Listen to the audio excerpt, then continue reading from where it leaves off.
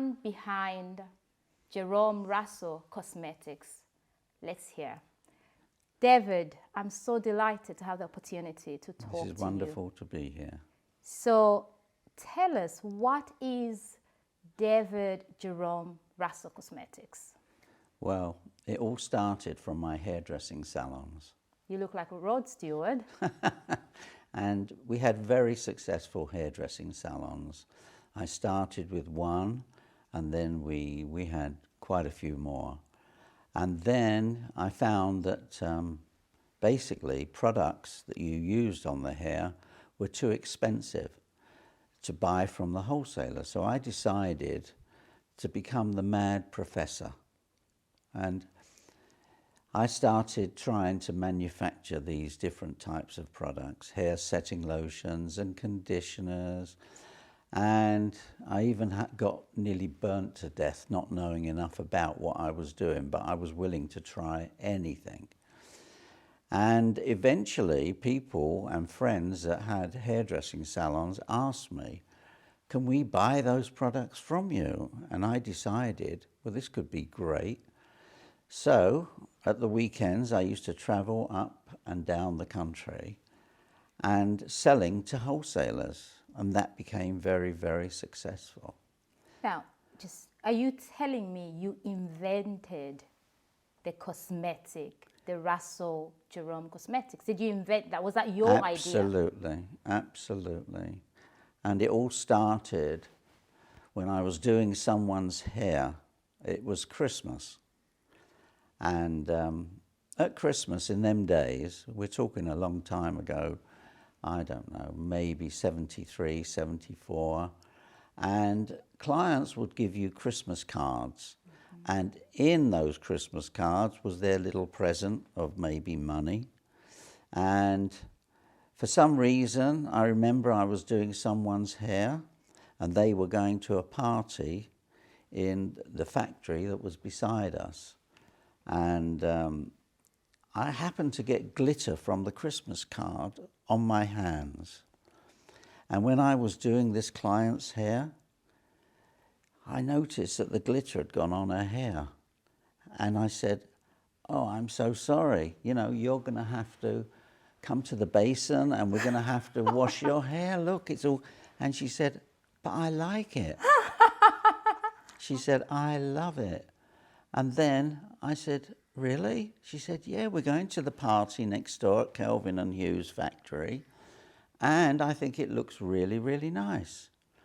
So then the woman and the client next to in the other chair, she said, David, can you please put some of that on my hair? I said, really? She said, yes. So I remember clearly getting the back of the towel comb with the Christmas card and rubbing the glitter on the hair. Oh, wow. And then that became one of the ideas, and I thought, this is absolutely great. And then eventually I got aerosols made so as you could spray the glitter, and everyone knew, and at the hair shows, David Jerome glitter. And then we went on to, I love colour, bright, bright colour. And then I decided I want to make some bright colours. And then I started making bright colours in sprays. I got a company to manufacture it, and it just went from strength to strength. You know, my wife and my children, we went to hairdressing shows, and we were spraying anything that moved. Anything that moved got sprayed. And that was really the start of the whole thing. And that was in England. And then I was partners with my brother. And then we decided to split. He would have the whole of Europe and Scandinavia. And I made this decision that I would love to go to America. And that was not easy. Why America? Well, first of all, unfortunately, the company that we used in a place called Runcorn near Manchester was my manufacturer of the aerosols. Obviously, we couldn't do it. It was a very specialized job. And unfortunately, they had a very bad fire. Very, very bad fire. You know, people were hurt. And we had just started getting into companies like Boots Chemist, Superdrug, selling to Selfridges, selling to Harrods, selling a lot of stuff. And all of a sudden, the factory is burnt down. So that was like, you know, we did all our praying and what do we do now? And fortunately, I'd met an American that came over to England. And he had an aerosol line in Los Angeles. So we were very lucky, you know, God was with us, very lucky. In one of the warehouses was all of our components, the cans, the valves, the tops, the labels, were all in a separate building. Oh, wow. But we had nowhere to manufacture because the manufacturing side exploded. So my brother and I, we got together and he said, look, I'll stay in England. We'll send all the components to the American guy. And would you like to go and go to America? So I came over to America. Hang on, what about your wife? Did you first go to your wife? Okay. Was it, yeah. She couldn't believe that I was going to be doing this. It was all a big shock for her. I mean, the whole thing and the family, it was a shock. You know, I came home one day and I said, we're going to move to America. And how old were your children then? I don't know, maybe 14, Okay. in that range, 14, because they went to school in America. So I went to America, I lived in a hotel, I went to the manufacturing plant where this guy didn't know how to make the spray or what have you, but he had lots of chemists that knew how to put the product together. And then I stood on the line, which I have photos of, manufacturing this. And then I was sending all that back to my brother in England once it had been manufactured. Oh, wow. And then eventually the factory in Manchester started up again. So my brother carried on the business there and I started to sell in America. And that's when I decided this is the life I want to be leading. So I gave him the whole of Europe, Scandinavia, and really the world, and I had North and South America, and then the rest of the world was up for grabs. He could take anywhere, I could take anywhere. And he did shows somewhere, but I was the one that was doing more shows, and it became very, very successful from nothing. We had nothing, we just had nothing. And very, very successful. Very, very successful. Which year did you sell the company? Your wife told me you sold the company. I sold the company around 1999, 1998. Is the company still in existence? Okay, the company that was buying me basically didn't know how to run it. And then, I mean, we were selling to people like Walgreens, Walmart, Kmart, CVS, all the major corporations in America. And basically, they didn't know who Jerome Russell was. It was me, really, having the nerve to go into these companies and telling them that they don't know what I'm doing, but they should come to the shows and see how the girls go crazy over this stuff. And they did. They came to the shows, and then I became friendly. They seemed to like the English accent, and I came friendly with Walgreens II, Mr. Vern Bruner, who was third in command. Wow. Then he introduced me to people like Kmart. He introduced me to CVS. He introduced me to Walmart. I've actually been in Mr. Sam Walmart's truck.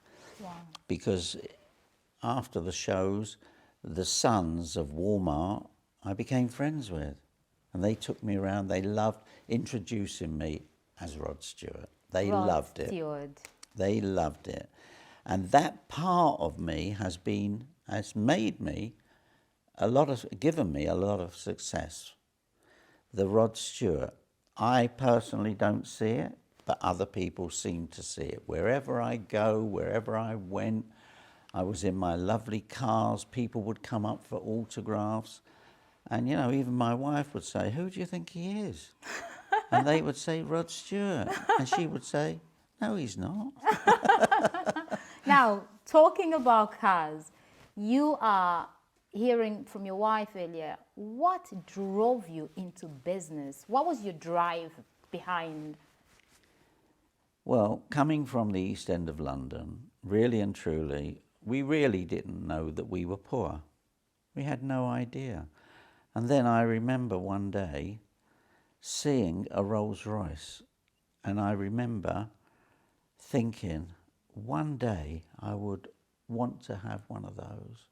It drove me.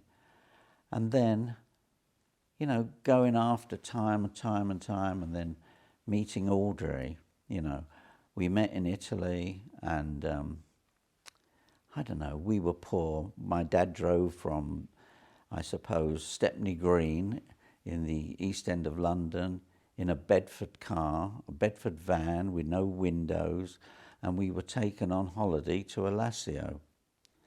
And that's where I met Audrey. And I really didn't think we'd ever see each other again, because she was a different type of life. She lived in Whetstone, Totteridge, and I lived, I think we just moved to Chadwell Heath in Essex. And, you know, we actually lived out of the Bedford on the way driving across to Alassio.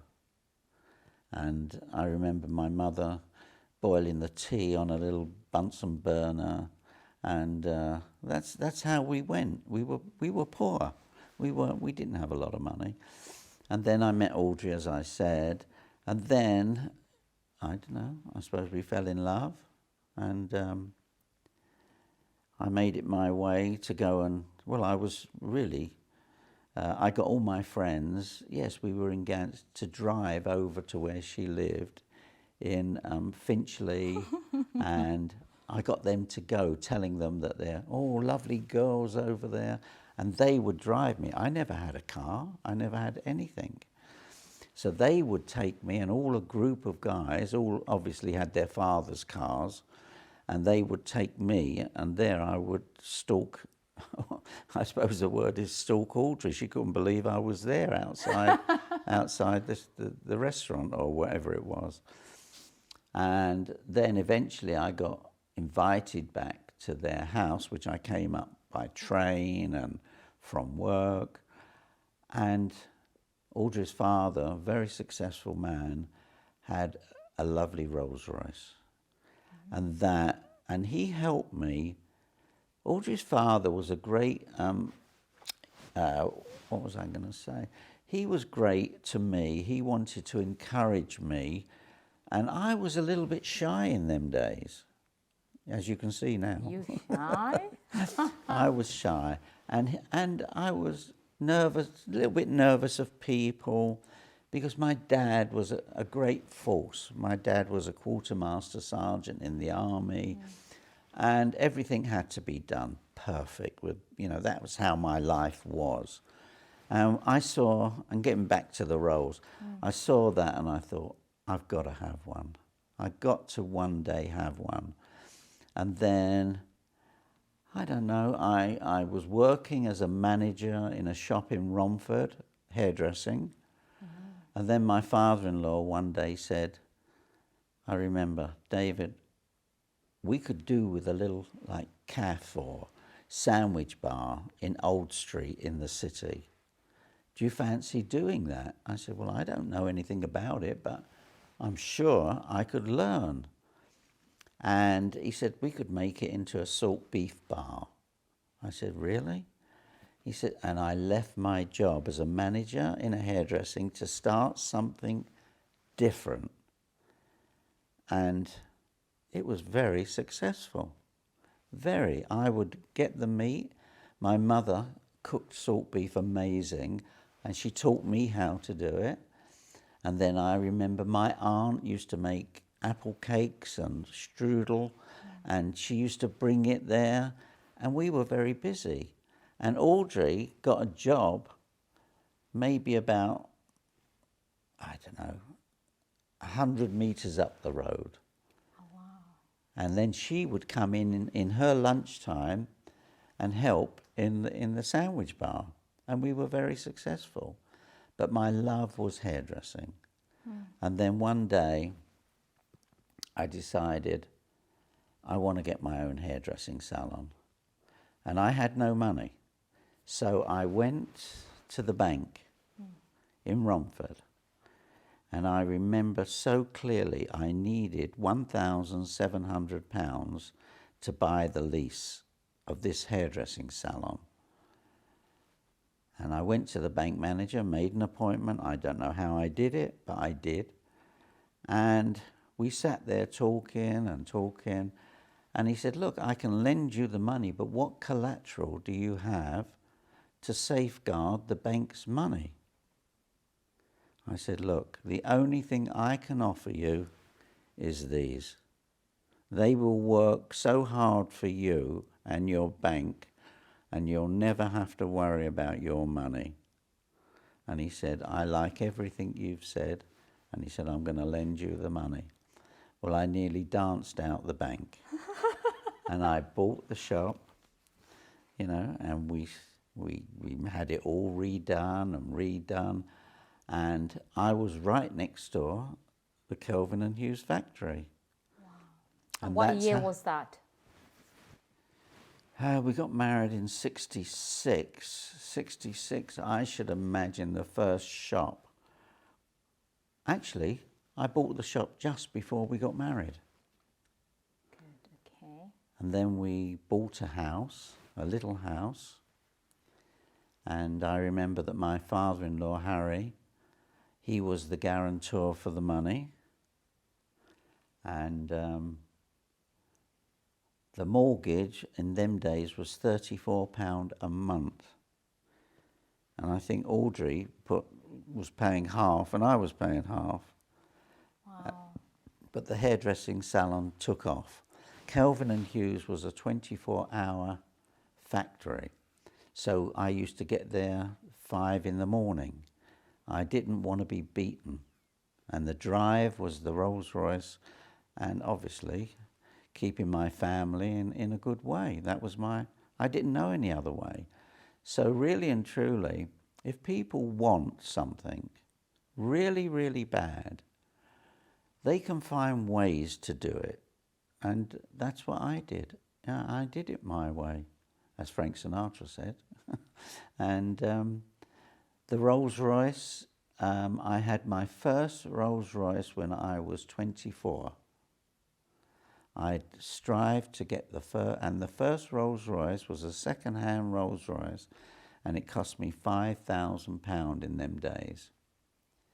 And then from then on, obviously, the Jerome Russell started doing well because I started manufacturing hair products, and it was just a great life. And then going to America was great. We've had a great life, and we have a great life. And it's all because of, I suppose, you know, my wife and myself working very, very hard at the beginning. And that's what it means. You know, it's a team. You're a team. And that's how it worked. And then eventually, Audrey looked after the children. And that was a bit difficult because I suppose she was there for the children and I was the one working more or less all hours that God gave me, and very successful. He watched over me, and he was watching me, and he made sure I took the right turnings, and that's very, very important. And to believe that and believe it, you know. Now, David, thank you so much. We're hearing all these, yes, success, how you started. Could you tell us, as an entrepreneur, you're an entrepreneur, what was one of the risks that you took? Because I believe as entrepreneurs, there is a risk. Can you share any risk that you took? Because there might be people watching there wondering, I want to do something, but, there's this risk. What about risk? Well, the risk. I mean, the risk was, I suppose, selling up everything in England and going to America, not knowing anyone, but knowing my capability. I can't lose. I'm a winner. I have to be a winner with whatever I can do. If I go on tennis, I need to be a winner. And if I find I can't do it as good as the other people, I will learn how to do that. I will learn. And that is the most important. I can really put my hand to most things because that's the way I am. I will try it. And obviously, as you start to, I suppose, get on in this world and, you start to earn money, you can take more risks. Why? Because you've got something behind you and you know that you are capable. I won't go into things that I'm not capable of. We build houses now. These are all things that keep me busy at my age. I have to be working all the time. Lots of my friends, they play golf. I've tried all that. But my mind, it just goes on to business while I'm trying to hit a golf ball. My whole mind is, what am I missing?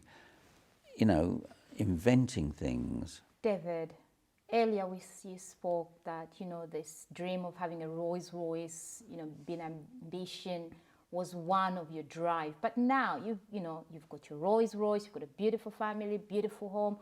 Why are you still doing all this work? You've got properties. I'm sure we'll get on elsewhere, your other passions. Why are you still doing what you're doing? Why are you still doing this business? Because I think that it keeps me and my mind alive. A lot of my friends, they play their golf, they go home and they lay down. I can't do that. I've got to be, as I said before, a winner. And I will just keep going, and that's in my blood. There's nothing else that, I enjoy. Sometimes it's too much for me. Sometimes it's a lot. But then I'll get up earlier to get it all done in that day. And I will make it work. I will make it work. And people can do that. They don't know what strength they've got in their mind because they're a little bit nervous. I don't know what hours are. I remember my father going mad at me because I was wearing a watch. He said, you don't need a watch. You're going to work and it doesn't matter what the time is. We used to get up my dad used to get me up in the morning at maybe 4 o'clock, 4:30 in the morning. My dad took me out of school when I was 11. You left school when you were 11? Yes, and my father used to take fruit to the headmaster so as they would they wouldn't report me. But because we were so poor, my mother was in the fruit shop and my dad was working the markets selling ladies' hats. And we used to get up very early, go to the market in Spitalfields, pick up the fruit to take, and my mother would go into the shop and work the shop. And we did this from the age of 11, and I never learnt to read or write. And was I clever? I was streetwise, but I could add up. I could add up amazing in my head, because when you were in the fruit shop, you never had calculators. You would learn. A woman would walk in and she would say, I'll have a pound of carrots and I'll have a pound of onions and I'll have 3 pounds of potatoes. And as you're putting that in the bag, your mind is adding up these figures. So my mind is very, very quick. But spelling, lucky my wife was there because I couldn't spell anything. And I couldn't read. I did learn to read, and I like reading now. And so I really sometimes think, I watch the youngsters and, my grandchildren, they go to university. And I really don't understand that life, because I was sent out to work as an apprentice hairdresser. My dad eventually let me go out the markets because he wanted me to become a hairdresser, which was very difficult for me to understand, because I suppose it wasn't my type of thing. I was a boxer. I used to play football. I've played for Maccabi, Wingate. I've played for Crystal Palace Colts. Wow. I boxed ABA at Repton Boxing Club, and Arbor Youth I boxed. And when your dad turns around and says, son, you're going to be, I was a weightlifter, and when your dad says you're going to be a hairdresser, it doesn't sound right. Yeah. And I was really, really not interested. I used to get up to so much mischief in the hairdressing salon in Oxford Street. The salon was called Scott's. And I was made to take the dog for a walk, do the towels, and I thought, what sort of life is this for me? And then eventually they had a colour artist. She was a L'Oreal professor of colour, French. And all of a sudden I found something that I loved, was colour, bright colour. She used to do these bright colours, and then she put me in for the L'Oreal Colour Trophy, and I did very, very well. And I suppose that's where the colour came into my life. That's really interesting. I'm going to come to that, David. So here, what I'm hearing, dream. You had a dream. You were driven by this dream of a Rolls Royce, hardworking. You were hardworking. And the other thing I hear, you were determined. You were perseverance. You persevered until you got what you wanted. Yes. I just want to talk about passion. There's a passion, talking to you, and I've gotten to speak to you a bit more. I'm just so amazed by your passion. Out of your passion, what you have acquired. Can we talk a bit about your collection, David Jerome? You've got a collection of jewelry that you've been collecting over in the making of almost 30 years. Correct. How did it all start? Well, how it started was, unfortunately, my father died, and then we wanted to move my mother into an apartment, a flat. And obviously the house that they had to be cleared out. And over the years in the markets with my dad, I never understood, but he used to have elderly people come up, ladies, with all bits of jewellery, gold jewellery, and I never understood what it was. I didn't know. And then he would give them money, like a pawnbroker, I suppose, that's the word, and like a pawnbroker. And he would give these ladies money for these bits of pieces. I never knew where they went. I didn't know anything about them. And then, as I said, my dad died, and I was clearing out the garage.